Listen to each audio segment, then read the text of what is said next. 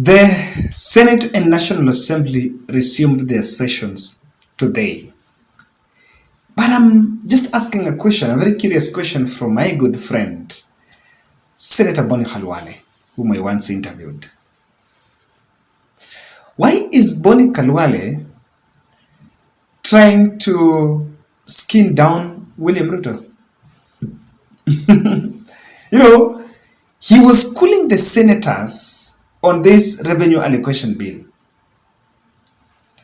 Listen to it. The National Treasury is saying it can only give 480 billion. The Commission of Revenue Authority, which is our technical arm, not the technical arm of the executive, under this constitution, is saying you should accept 407. And the national government through Treasury is saying, the National Treasury is saying 380. The Commission of Revenue Allocation is saying 407. And the governors want 425. This conversation should not be taking place at State House or at retreats chaired by the president. Those conversations are supposed to take place in the Senate through the Committee of Budget and Finance, so that the National Treasury can come and state its case, CRA the same, the Council of Governors the same, and then our committee will inform this House and we shall decide how much money we shall allocate to the division of. So we are allowing ourselves to look like we are irrelevant. We are looking like we are not up to it. I look at some of the governors. I respect them. Some of them are my younger brothers. But they have no idea how revenue is divided between the two levels of government. They are walking in corridors, going to see the chief minister, going to see the minister of finance, going to see the deputy president, hoping that they will get an access to the president. That is not the way. Let them talk to us. That is our job. But who is listening? Let me tell you what has been going on. There was a summit that President attended over the weekend, the time Magoha was being buried. It was senators' summit with the governors. So there is a figure from the governors, there is a figure from the Treasury, and there is a figure from the revenue allocation team. There is a figure from the other departments. But then, I remember a meeting that was convened by Rigathi collapsed. Anne Waiguru walked out. So the deputy council of governors chair, the deputy of Anne Waiguru, called a press conference and said that they had not agreed. Rigathi will then go to Mombasa and ask the governors that what you want is not available. Na nyanya nyinyi kama mtatoa longi mtuchape, lakini hiyo pesa sisi hatuna. If you remember that. Now, after that stalemate, it's supposed to head to the Senate. So the Senate, according to Khalwale, is the body that is supposed to solve that stalemate. But he seems to be taking an issue, and that is what I want us to look at. That there are other provisions, or there are constitutional roles that are supposed to be done in some agencies and different offices, but they're being debated in State House. That's what Khalwale is talking about, that hizi vitu hazifai kwenda State House. In fact, he's also taking an issue with the fact that the executive is overruling, or rather is overrunning, the two houses. That's an intention. And I want to go straight and try to do a bit of an interpretation on why that would be a risk for the president, or rather for the executive, to usurp powers that maybe to do roles that some other offices or some other government agencies and other arms of government are mandated to undertake. Kindly subscribe to our channel, click the notification bell so that when we publish more videos, you will be notified.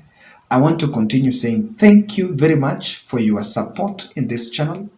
This channel is where it is because of your support. I don't take it for granted. Asanteni sana. And this is it. What is the danger in what is the danger in what Khalwale is talking about? The thing here is, when the president can micromanage, or rather when the executive can micromanage things that are supposed to be done, then it takes down the merit aspect in terms of auditing the process, or rather, let me say, the success of it. Because at the executive level, it is done for political merit.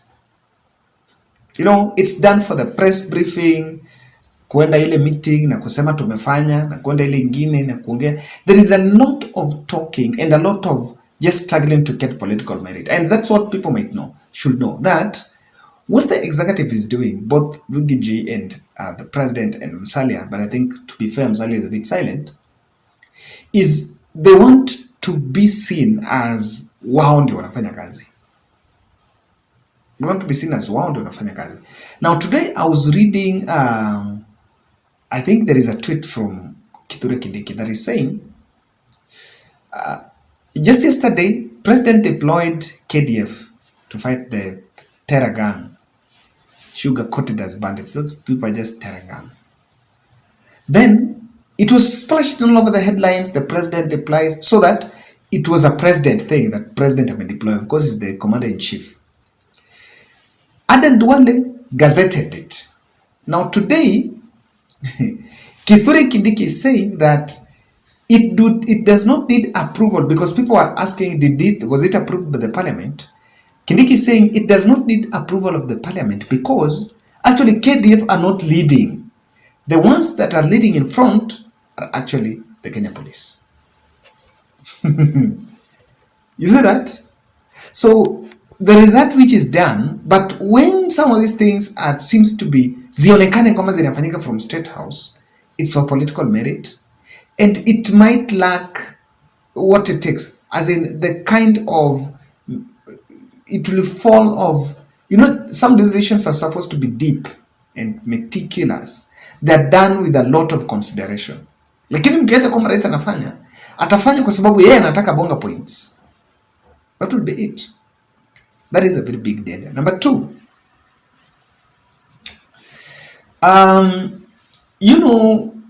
when there is no that independence, president is being advised, has different layers of advisors, political advisors, the ones that are advising on economy, when you advise security, there is different layers of president's advisory.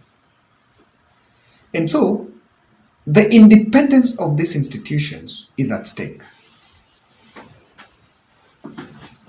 That's it. When we know that, then we are actually affecting the independence of these institutions. So everything that is going to be done, because for the head of state is receiving advisors from different sectors. So ikiwa umefika hapa ataita Ijimuture, mwambie you are the advisor to your government, legal advisor. So what do we do here? So there is a lot of hands-on things. This is a danger because sometimes you need to spread the risk. When decisions are made and kila mtu iliingia, the risk is spread because there's some decisions that not that they're going to achieve the results that are intended. By the way, that's the truth. Not that they're going to achieve the results, but the risk factor in the things that are done is going to be spread when you allow the independent institutions to thrive. It works best. It makes works easier for the government, or rather the state, and then that will also help in service delivery. So that's why I agree with what Khalwale is saying that the Senate should not go to bed with the executive. There are these things that even some governors may not understand and some leaders do not understand, but there is the role of the Senate in it. They should not allow themselves to it. It's a danger for everything to be micromanaged from the State House. It's a big danger because it can also serve individual interests. I've been saying this. Some few people that have access to power and the ones that have created a ring around the president will actually just run away with the good decisions that favor them, their companies, and their cronies. And that's how things don't work well. Let me tell you, Ruto is a shrewd politician. In the fullness of time, tasema itafanyika hii from State House, alafu asema hao ndio walini, nyinyi ndio mkusema venye ilikuwa. It will throw back the blame to you.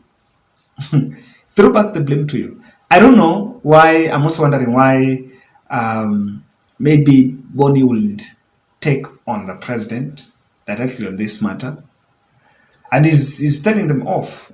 It's also an indication that when we have, the more we start having independent thinkers, you know, the late Magoha once said that an intelligent person will not just say yes, yes, yes. Will ask you, yes, but why not no?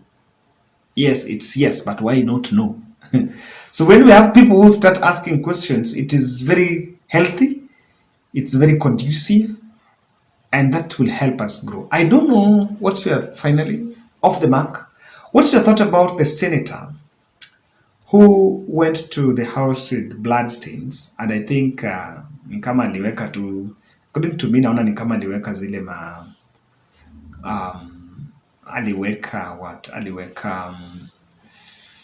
aliweka tomato sauce, communicate something on hygiene. She communicated her point, but was that the right way to do it? Maybe there is no right way. It's a very sensitive matter. I will not want to go beyond that. But people who have seen that photo, what do you think, by the way? Yeah, I'm a bit divided in terms of what that really portrays.